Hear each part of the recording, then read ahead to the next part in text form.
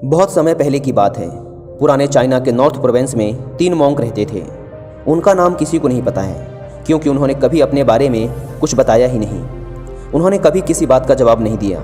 चीन में बस उन्हें 3 हंसते हुए भिक्षुओं के नाम से जाना जाता था।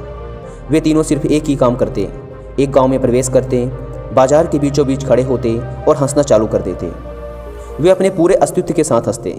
अचानक लोगों का ध्यान उनकी तरफ खींचा चला आता और धीरे धीरे उनके चारों तरफ एक बड़ी भीड़ इकट्ठा हो जाती। वे इतनी एकाग्रता, तल्लीनता व संपूर्णता के साथ हंसते कि उनकी हंसी देखकर सारा गांव हंसने लग जाता। जब वो पूरा गांव हंसी के समुंदर में डूब जाता तो वे दूसरे गांव चले जाते। वे ना तो कुछ बोलते थे, ना ही कुछ उपदेश देते और ना ही कुछ शिक्षा। वे जहाँ भी जाते अपनी हंसी से ऐसा माहौल बना देते कि लोग अपने सारे दुख दर्द भूलकर बस हंसने लग जाते।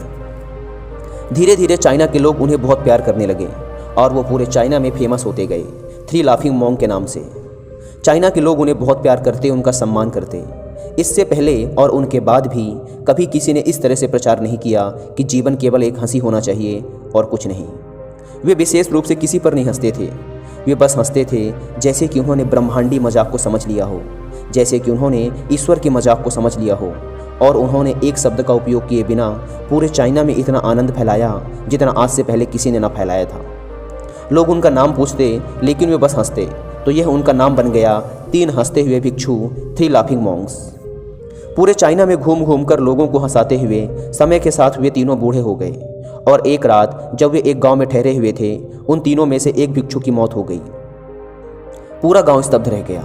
पूरा गांव बहुत ज़्यादा उम्मीद कर रहा था, क्योंकि उन्हें लगता था कि जब उनमें से एक की मृत्यु हो गई होगी तो बाकी जो 2 जरूर रोएंगे।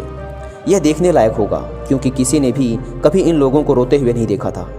जब सुबह हुई तो पूरा गांव इकट्ठा हुआ, लेकिन दोनों भिक्षु तीसरे की लाश के पास खड़े जोर जोर से हंस रहे थे। ऐसी हंसी जैसी उन्होंने आज से पहले कभी ना हंसी हो। गांव के कुछ बड़े बुजुर्गों ने उन्हें समझाने की कोशिश की कि यह आपका साथी था और इसकी मृत्यु पर आपको हंसना नहीं चाहिए। तब उस दिन पहली बार उन भिक्षुओं ने लोगों से बात की और कहा, हम हंस रहे हैं क्योंकि यह आदमी जीत गया है। हम हमेशा सोचते थे कि पहले कौन मरेगा, लेकिन इस आदमी ने पहले मरकर हमें हरा दिया। हम अपनी हार व इसकी जीत पर हंस रहे हैं। इसके अलावा यह कई वर्षों तक हमारे साथ रहा। हम एक साथ हंसे, हमने एक दूसरे की मौजूदगी, उपस्थिति का आनंद लिया।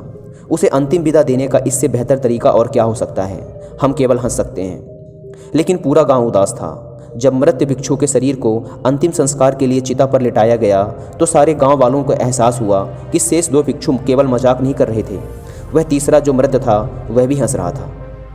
चीन में यह प्रथा थी कि जब एक इंसान की मृत्यु हो जाती थी तो उसके पुराने कपड़े उतारकर उसे नहला धुलाकर उसे नए कपड़े पहना दिए जाते थे। लेकिन मरने से पहले उस भिक्षु ने अपने साथियों से अपने कपड़े ना बदलने के लिए कहा था। तीसरे भिक्षु ने कहा था, मुझे स्नान मत करवाना, क्योंकि मैं कभी अशुद्ध हुआ ही नहीं। मेरे जीवन में इतनी हंसी आई कि कोई अशुद्धता जमा ही नहीं हो सकती थी। मैंने कोई धूल जमा नहीं की है।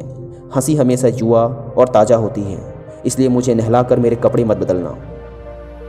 जब उस तीसरे भिक्षु के शरीर पे आग लगाई गई तो गांव वालों को पता चला कि उस भिक्षु ने मरने से पहले अपने कपड़ों में कुछ पुराने चीनी पटाखों को छिपा रखा था, जो आग लगने के बाद फटकर आसमान में रंग बिरंगे कलरों में फैल गए। और यह देखकर एक बार पूरा गांव जोर जोर से हंसने लगा। तो इस तरह से वह तीसरा मॉन्क मरने के बाद भी सारे गांव वालों को हंसा गया। और यह देखकर शेष दोनों भिक्षुओं ने कहा, चालाक आदमी, तुम मर चुके हो, लेकिन तुमने हमें एक बार फिर हरा दिया। तुम्हारे द्वारा गांव वालों के चेहरों पर पैदा की गई यह हंसी आखिरी हंसी थी।